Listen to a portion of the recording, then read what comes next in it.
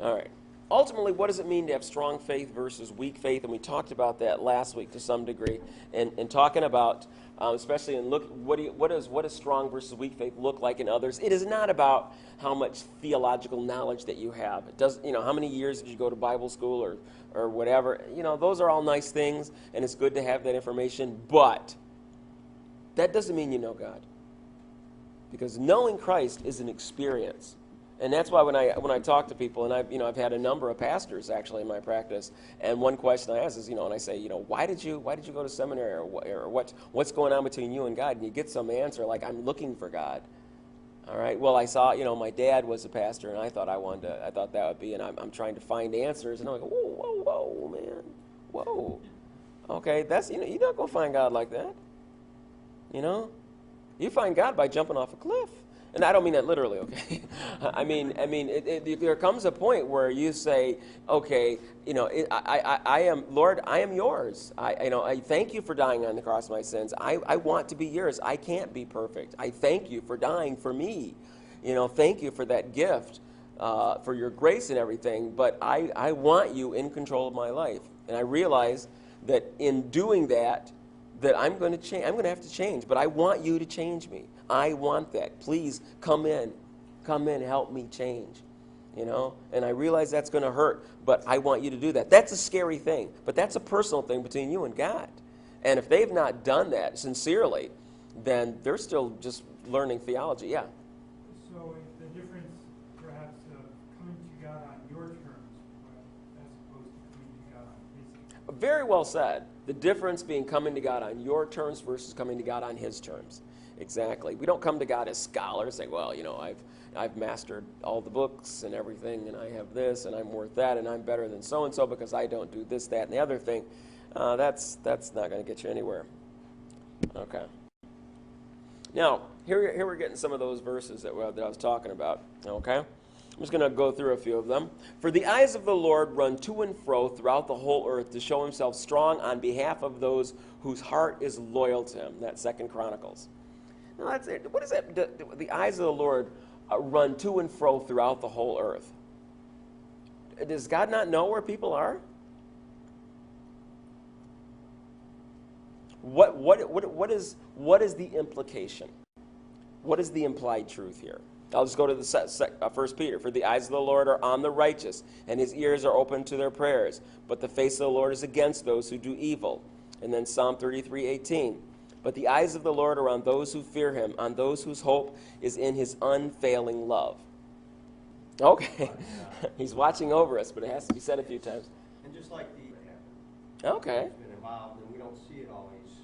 Yes, synchronicities. Yeah, we don't often see what He's doing until later. That's a good point. Also, too, when He's looking for, it's like when He puts us in this sea of free will, He's looking throughout this sea for markers. It's like, anybody work in genetics? You know what I mean by looking for specific gene sequences when you're interested in a particular protein or whatever. And so you scan the whole all 4 billion base pairs, but you're looking for a specific sequence for hybridization or something. Okay, never mind. All right, well, when you want some, okay, it's like when you're doing an experiment and you're looking for a particular product. And so you have, let's say you want to make aspirin. No, that's probably not going to work either.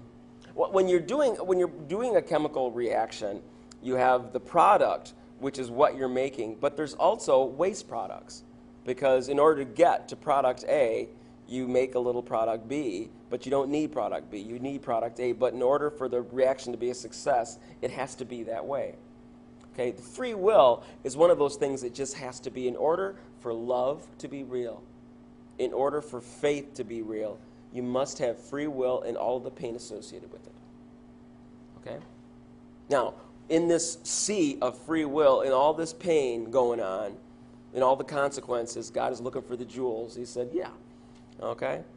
Yeah, there is going to be disaster and problems, but I'm looking for, as a result of all this calamity and problems, there are going to be people that turn to me. There are going to be people who are loyal to me. There are going to be people who are doing good for the right reason, and whose hope is in my unfailing love. When I see that, I laser in on them. I'm paying attention. My face is for them. Okay, I am on their side. That's the product that I'm looking for. He allows this tumultuous sea of free will because he's looking for a specific product. Okay. Now, if you're in the world, if you were going to look for gold, where do you look for gold? South Africa? Is there anything in particular that you're looking for? Anybody know anything about gold, about where gold comes from? All right. All right. Yeah. Is it the alluvial deposit? What's that now? Some kind of a geologic formation to show that there's... Yes, there are specific geologic formations that you have to look for, specifically anywhere there's geyser activity. Like Yellowstone's probably the largest gold. If you were to harvest Yellowstone, probably have more gold in Yellowstone than anywhere in the world. Okay, but anywhere you have lots of geyser activity, that hot water is what brings that gold. That's where you find gold deposits. Okay, that's why you find it in California and so forth, because of the hot springs. And where's hot springs and geysers? That's a gold site. Okay, but it requires something hot, a cauldron, if you will. Cauldrons bring forth jewels. Free will is a cauldron. Look at the disaster that free will causes famine. It causes war. It causes torture. Free will is a cauldron. But the gold nuggets that come out of that cauldron are people who turn to him. Okay, that's the time when we do a Hezekiah and say, God, I'm trusting in your righteousness. I'm trusting in your goodness. I'm trusting you to get me out of this. God lasers in and says, you're a gold nugget. That's what I want. And it's worth it to him. So when the atheist comes in and says, how can God be all powerful and good and allow this? Well, he also wants to add into the equation the free will. Because what the atheist argument, what they're doing is they're making this, it's called a logical fallacy. The name of that logical fallacy is false dilemma. A false dilemma. Anybody know what a false dilemma is? When you say, okay, do you want happiness with no wealth or wealth with no happiness? Those are your choices, and that's all you get. Okay? That's a false dilemma. You can have some wealth and have, because you got to factor other things in there. That's not all there is. And they're saying, well, either God is loving or either God is all-knowing and all-powerful, but he is not good, or he's not all-powerful. That's a false dilemma. You see, do you understand what I'm saying? Did I make that somewhat clear? It's like when the premise is wrong, but you can still have a true statement from a erroneous premise. Well, the premises here are correct, but the conclusion is wrong. It's an inductive fallacy. But you can also have a wrong premise and assumption and a premise and go off from there, and what you said next is true if that was true. Yes. You forget that the base was off. You are correct. There is a false assumption there. And the false assumption is that if God is good, then if God is truly good, then he would not allow suffering or death anywhere if he was really good. And that's the false that's a false assumption. Okay? All right. He hath showed thee, O man, what is good, and what doth the Lord require of thee, but to do justly, and to love mercy, and to walk humbly with thy God. Micah 6:8. All right, this is, again, looking into the cauldron. What is God looking for? He's looking for specific characteristics.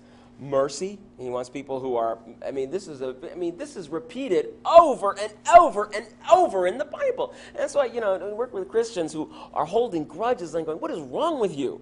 This gets me. It's like, have you ever picked up a Bible? You're not allowed to hate people. You are not allowed to be merciless. You say, yeah, they had to come and they did this. I don't care. For your own sake, you got to pray for people that you don't. Look, God doesn't tell you have to like everybody. He does not say like everybody. He does say love everybody, especially your enemies. And that means you pray for them. You do good for them. All right? You don't sit there and approve of what they did. You don't do that. You don't have to like them. But when you are reminded of what they did, you do have to pray for them. You do have to as far as you're concerned, you have to love them in that way. You don't have to feel anything. You just have to do it. That's what it means to love mercy. God forgave you. And if you see what happens, people forget how much they've been forgiven. They minimize their own sin. And they think about what was done to them because that's huge. Oh my gosh, what you did was way up here. Well, my little sin's over there. I didn't do anything like that. And there's a feeling of righteousness when we compare ourselves with people who are really bad. You know?